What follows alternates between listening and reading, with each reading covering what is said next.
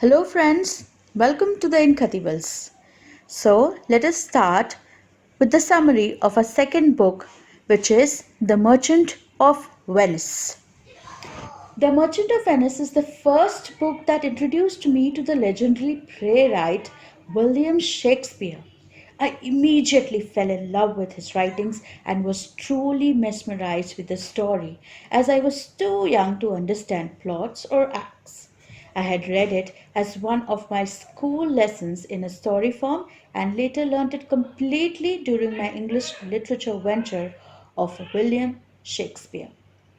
So let us start with the first act, but I would be saying it in a story form because that makes it simple to understand.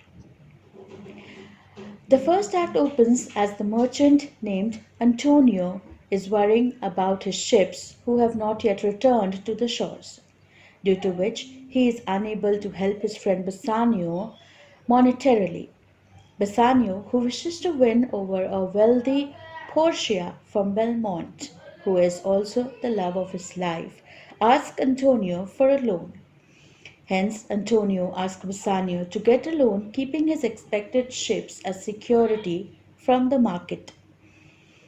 At Belmont, according to Portia's father's strange will, her suitors will have to choose from one of the three caskets made of gold, silver, or lead.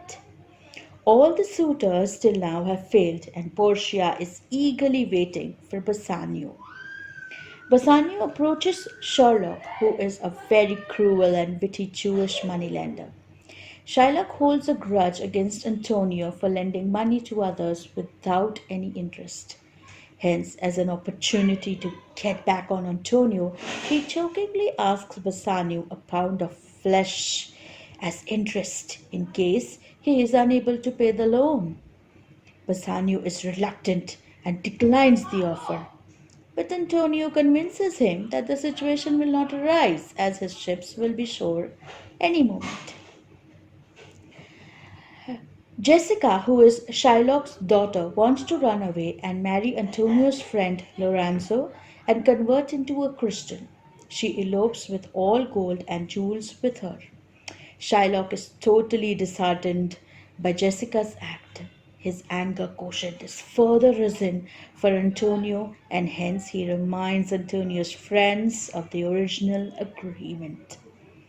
In Belmont, Bassanio was successful in choosing the lead casket and marrying Portia, whereas his friend Graziano marries Portia's maid Nerissa. On the other hand, Antonio's ships fail to come to shore, and Shylock has arrested Antonio whilst demanding the bond to be fulfilled. Bassanio and Graziano immediately leave to help Antonio. Portia and Nerissa follow them in disguise to look into the situation. The action starts in the court of Venice as Shylock demands the conditions of the bond to be fulfilled. The legal advisor named Balthazar, who is Portia in disguise, pleads for mercy on Antonio by Shylock, whereas Shylock is in no mood to alter or forget the bond. He even refuses the money offered by Bassanio, who is now well off as Portia's husband, but all to no avail. Portia, disguised as Balthazar, takes over and demands that only a pound of flesh be taken and not a drop of blood to be shed, as the bond has no mention of blood. Antonio's death, which was the only intention of Shylock, is averted by Portia's condition. Hence, Shylock is unable to collect the pound of flesh and Antonio is released. Bassanio and Graziano thank the lawyers who ask for their rings as legal fees, which they had promised never to part with. But on Antonio's insistence, they give them to the lawyers. Portia and Nerissa return home and wait for Bassanio and Graziano to arrive. The women corner their husbands for giving away their rings to other women. Later, laughingly reveal that they were the lawyers in disguise. In Venice, Antonio receives the message that his ships have returned safely. The play ends with all the couples preparing to celebrate their marriages. So, friends, for a quick review, in this lively comedy of love and money in 16th century Venice, Bassanio wants to impress the wealthy heiress Portia but lacks the necessary funds. He turns to his merchant friend Antonio, who is forced to borrow from Shylock, a Jewish moneylender.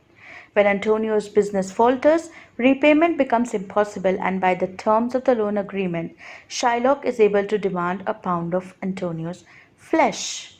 Portia cleverly intervenes and all ends well, except, of course, for Shylock. So, friends, I hope you liked the review.